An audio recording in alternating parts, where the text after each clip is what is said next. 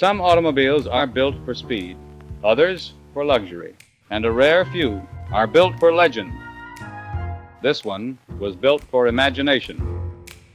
On this episode of the most legendary cars ever built, the Pink Panthermobile.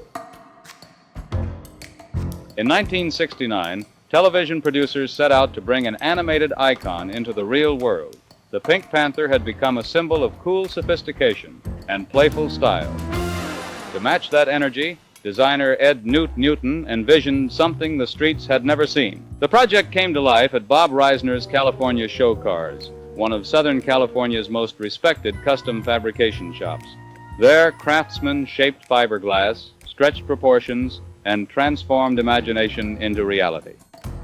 Built atop a front-wheel drive Oldsmobile Toronado platform, the result stretched nearly 23 feet in length, an impossibly long nose, an open cockpit perched high above the pavement, and a plush rear lounge trimmed in pink.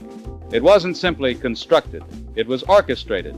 The Panthermobile arrived during an era when television cars became icons. But this machine wasn't built for chase scenes, it was built to be seen.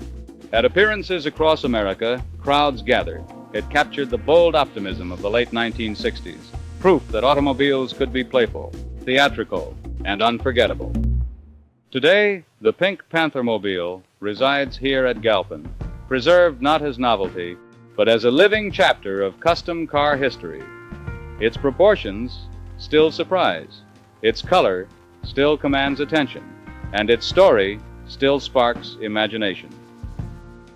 At Galpin, cars like this are more than machines. They are milestones.